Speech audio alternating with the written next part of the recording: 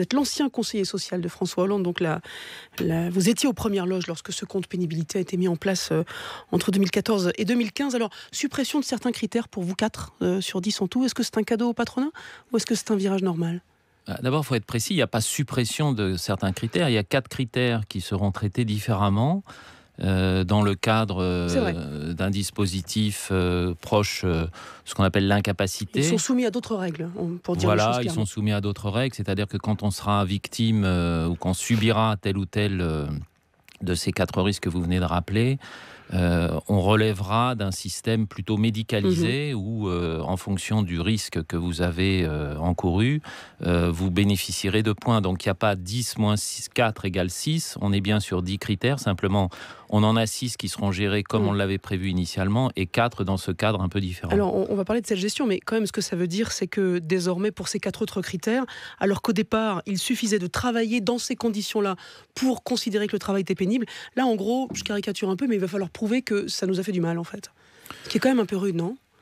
C'est notamment un retour. L'exposition aux agents chimiques. Ces sujets sont très complexes, donc pour ne pas embrouiller vos auditeurs, je dirais que c'est un retour à ce qui existait en 2010, mais en quand même plus favorable, puisque malgré tout, il y aura un dispositif qui globalement sera protecteur et qui vous permettra d'accumuler des points, soit pour partir en retraite plus tôt, soit pour engager une formation, soit pour avoir un autre projet professionnel. Mais Michel Yael, vous savez comme moi que prouver que des agents chimiques, par exemple, sont responsables de certaines maladies, c'est extrêmement compliqué. Ça veut dire qu'il y a des choses qui sortent, en fait, de la facilité, on va dire, qu'on leur avait donnée avec les 10 critères de 2015, non, quand même ? Non, mais si on veut absolument prouver que le train qui avait 10 wagons n'en comporte plus que 6, on y parvient.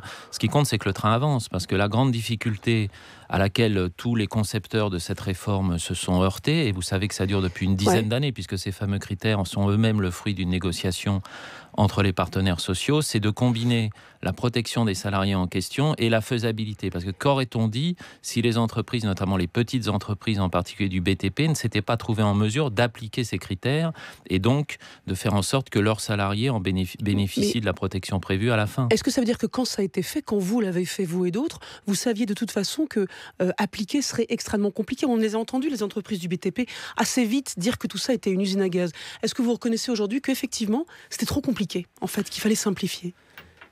On a beaucoup simplifié dans un passé récent, parce que vous savez, c'est une longue aventure qu'on ne peut pas détailler aujourd'hui, mais enfin, on vient de loin en matière de pénibilité. Il n'y avait rien, ou si peu, puisque en 2012, il y avait à peu près 5000 bénéficiaires de ce dispositif. On en a aujourd'hui plusieurs centaines de milliers, c'est bien qu'il s'est passé quelque chose.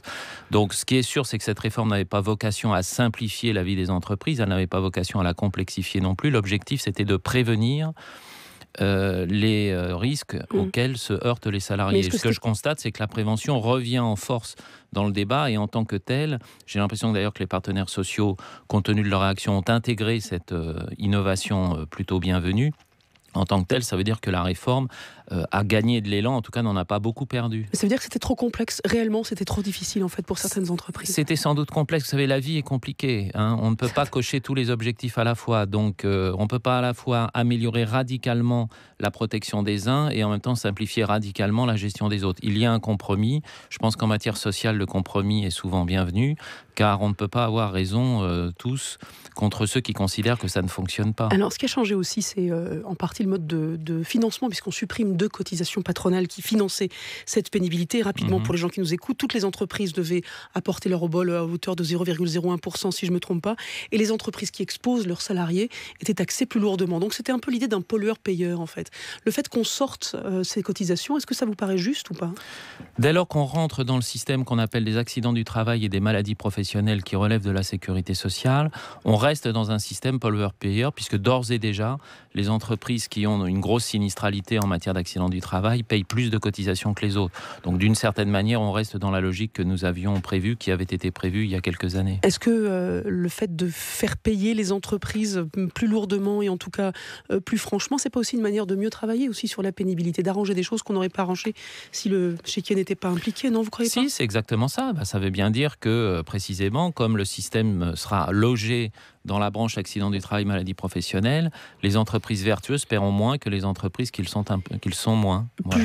Plus généralement, Michel Yaël, le changement de la pénibilité, c'est une chose. Et puis, on a beaucoup évoqué ce week-end la fin du tiers payant obligatoire, la fin du jour de carence. Est-ce que l'ancien conseiller social que vous êtes a l'impression qu'on déshabille certaines mesures, qu'on déshabille vraiment le quinquennat de François Hollande en matière sociale, ou qu'on l'adapte simplement? Écoutez, à la tête de France Stratégie, je suis chargé avec mes équipes de réfléchir à la France à horizon de 5, 10, 15 ans. Hein, nous faisons de la prospective.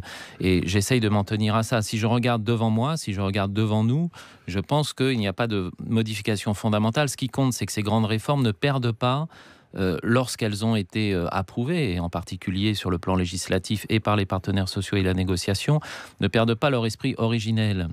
Je ne suis pas là pour distribuer des bons et des mauvais points. Mon sentiment personnel, cette fois-ci, c'est que rien n'est perdu et qu'évidemment, il y a un prix à payer au fait que les réformes se mettent en œuvre. Mais je suis, moi, personnellement, beaucoup plus attaché à leur mise en œuvre qu'au fait de les garder dans leur pureté originelle et de les mettre dans un tiroir. Et continuer à négocier, puisque c'est le cas notamment aujourd'hui sur le plafonnement des prud'hommes, alors que la longue marche législative est en route sur le Code du travail, à l'intérieur duquel il y aura tous ces sujets-là. Est-ce que tout ça vous paraît dans le bon ordre, on va dire? Est-ce qu'on peut continuer à négocier quand on commence à discuter à l'Assemblée nationale?